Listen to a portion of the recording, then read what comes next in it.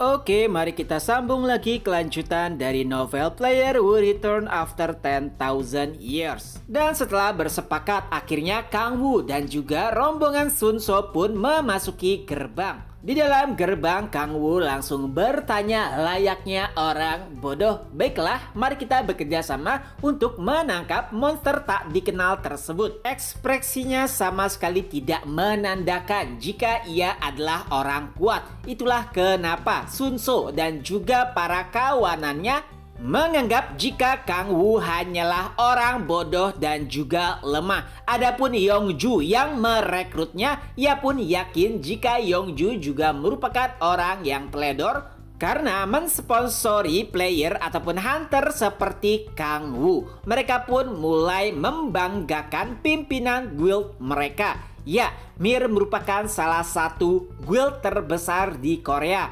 Mereka bisa berkembang dengan pesat karena kekayaan yang mereka miliki. Pada awalnya, Guild Mir merupakan perusahaan yang dinamakan Mir Electronic. Lalu saat awal mula kemunculan dungeon, pimpinan Guild Mir mendapati jika dirinya merupakan salah satu orang yang mendapat kemampuan awaken. Saat itulah ia memperkuat dirinya dengan kekayaan yang dimiliki. Dan itulah awal mula terbentuknya Guild Mir. Mereka merupakan guild yang berkembang dengan pesat karena kekayaan yang mereka miliki. Awalnya Kang Wu berencana untuk mengadu domba antara Guild Mir dan juga Red Rose. Akan tetapi nampaknya itu bukanlah keputusan yang bagus. Jika demikian, hubungannya dengan Yongju mungkin akan berakhir dengan cepat. Dan itu bukanlah investasi yang baik karena mungkin saja ke depannya ia nanti akan tetap meminta bantuan kepada Yongju. Dan beberapa saat kemudian rombongan pun mulai menelusuri labirin. Adapun Kang Wu, ia masih berpura-pura menjadi orang bodoh yang lemah. Lalu ia juga mulai mencari keberadaan Boer menggunakan kemampuannya. Dan saat mengetahui jika Boer belum memangsa apapun,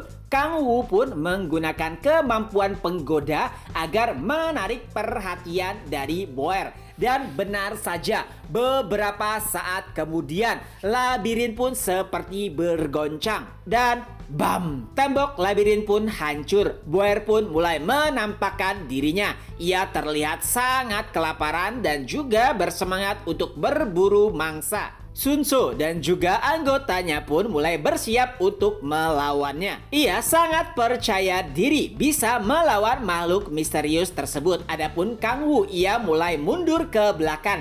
Ia sangat yakin jika Sun So tidak akan bisa bertahan melawan Boer. Karena bahkan menurutnya pribadi, awaken ataupun player tingkat tinggi tidak akan ada yang bisa mengalahkannya. Apalagi Sun So yang baru saja menjadi awaken 3 bulan yang lalu. Dan benar saja, saat Boer mulai menyerang kelompok Sun So, ia nampak kesulitan menghadang atau menghadapi monster tersebut. Boer bahkan mulai mencabik-cabik rekan dari Sun So. Akan tetapi ia masih sangat percaya diri. Ia pun mulai mengalirkan seluruh mananya kepada tombak miliknya. Dan saat itulah ia melemparkan tombaknya dengan seluruh kekuatan yang ia miliki. Berharap jika satu serangannya tersebut bisa membunuh Boer. Tapi hasilnya saat serangan tersebut mendekat, Boer pun langsung memakannya begitu saja. Dan saat melihat hal tersebut dengan kedua matanya, Sun So pun yakin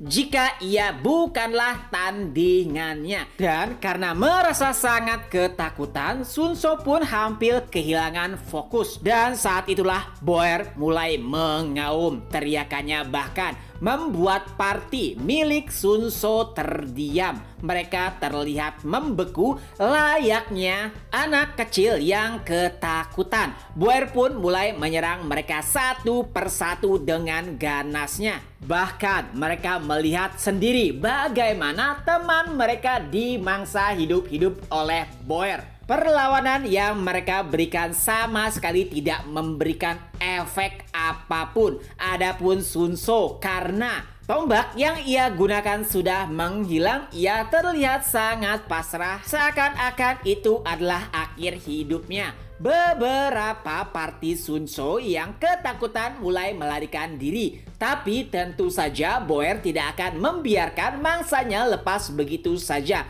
Mereka yang melarikan diri langsung dimangsa tanpa ampun. Tak terasa, 5 rekan Sun Tzu telah dibabat habis. Kali ini hanya ia seoranglah yang tersisa. Wajahnya terlihat sangat pucat karena ia sangat sadar jika dirinya merupakan mangsa selanjutnya dari monster mengerikan tersebut. Akan tetapi saat dirinya mulai pasrah, Boer malah duduk bersantai layaknya orang yang beristirahat akibat kekenyangan.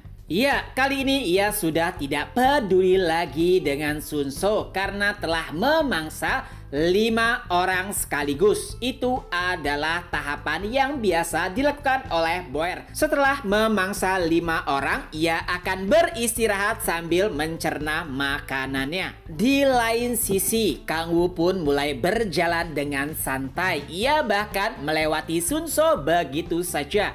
Dan dari tangannya ia pun mulai memfokuskan seluruh energi iblisnya, dan saat itu pula sebuah tombak pun tercipta. Tidak hanya itu, tombak tersebut juga diliputi dengan api neraka yang besar. Dan saat itulah sebuah notifikasi terlihat dari jendela status milik Kang Wu. Isinya menjelaskan jika kemampuannya bertambah berkat teknik kombinasi yang ia gunakan saat ini. Dan alhasil, api atau kekuatan tombak yang ia keluarkan menjadi lebih kuat lagi. Tentu saja itu dibutuhkan untuk membunuh Boer. Ia bukanlah makhluk neraka biasa. Serangan remeh tidak akan bisa melukainya. Itulah kenapa Kang Wu mengeluarkan seluruh kekuatannya. Dan alhasil ia malah mendapatkan kemampuan baru atau peningkatan kekuatan.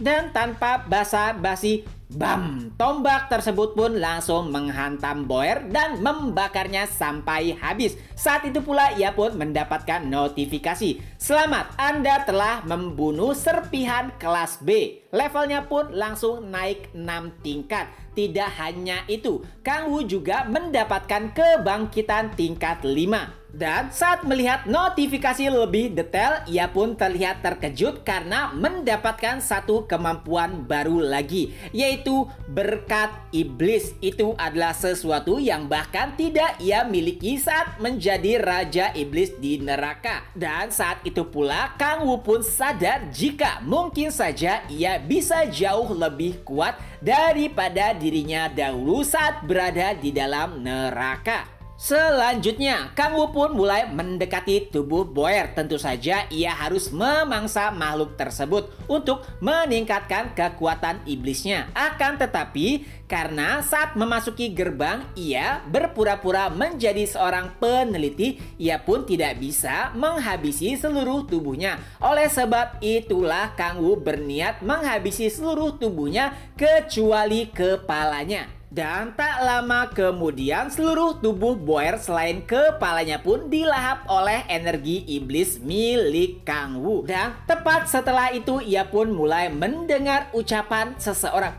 Kau, siapa kau sebenarnya? Ya, itu adalah Sun Tzu. Ia terlihat sangat ketakutan saat Kang Wu membunuh Boer hanya dengan satu serangan saja. Menyadari keadaan Sun Tzu, Kang Wu pun mulai mendekatinya. Tentu saja itu membuat Sun Tzu panik. Ia sangat yakin jika Kang Wu akan membunuhnya. Tapi saat Kang Wu mulai bersuara, Sun Tzu pun dibuat terkejut karena ia berkata, "Tenang saja, aku tidak akan membunuhmu karena kita merupakan teman satu tim." Dan dengan senyum liciknya, tangan Kang Wu pun mulai meraih kepala Sun Tzu. Lalu ia kembali berkata, "Kau tidak akan mati karena kau masih harus melakukan sesuatu untukku." Dan chapter pun berakhir. Nah, itulah kelanjutan dari novel Player Who Return After 10,000 Years. Semoga terhibur. Ketemu lagi di next video. Bye-bye.